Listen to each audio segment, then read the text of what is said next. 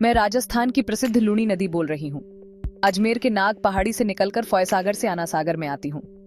अजमेर का हृदय स्थल आना सागर को तरबतर कर छोटे मोटे गांवों के पास से निकलकर मैं गोविंदगढ़ के बांध को भर देती हूँ। अजमेर से गोविंदगढ़ बांध तक के सभी किसानों के कुओं में पानी भर देती हूँ। वहाँ के किसान सर्दी मौसम में सब्जी व अनाज का उत्पादन लेकर मालामाल हो जाते हैं।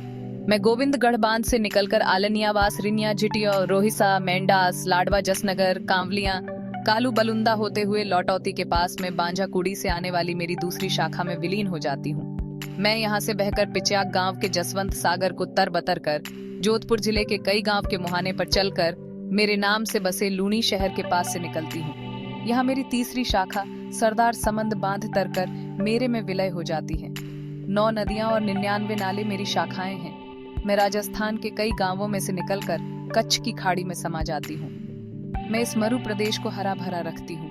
प्यासे मारवाड़ की प्यास बुझाती हूँ। कुओं में भरपूर पानी देकर किसानों की सेवा करती हूँ। अजमेर पाली की पहाड़ियों पर चलने से पत्थरों को तोड़कर बजरी बनाकर पूरे प्रदेश तक लाती हूँ। पिछले 40 वर्षों से मैं रो रही हूँ। मेरे क्षेत्रों में लोग अतिक्रमण कर मेरा रास्ता रोक रहे हैं। बबूल जरूरत से ज्यादा है, उसके कांटे मुझे चुभ रहे हैं। मेरे रास्ते में राजनीतिक लोग जरूरत से ज्यादा ऊंचाई के बांध बनाकर मुझे पूरे प्रदेश की सेवा करने में बाधक बन रहे हैं। सबसे ज्यादा रोना तब आया जब सरकार ने मेरे कलेजे को काटने के लिए बजरी ठेकेदार को मुझे ठेके पर दे दिया। ठेकेदारों ने मेरे पूरे कलेजे को अवैध रूप से खोदकर कहीं कहीं तो 80 फुट मेरे सीने का काट खाया। मैं पिछले 1 माह से अजमेर से चली हूँ। जगह जगह बजरी ठेकेदारों के पाप को भरकर आगे बढ़ रही हूँ। मेरी मुख्य धारा के पास खातेदारी जमीन के मालिकों ने भी अपनी बजरी निकालकर खा गए। वहीं लोग रात्रि काल में जेसीबी की सहायता से मेरा रास्ता रोककर अपने खेत के खड्डों को भरने के लिए मेरा रास्ता मोड़ रहे हैं। उन खड्डों में पानी के साथ नई बजरी भी आएगी। फिर अवैध बजरी खनन कर मेरी छलनी करेंगे।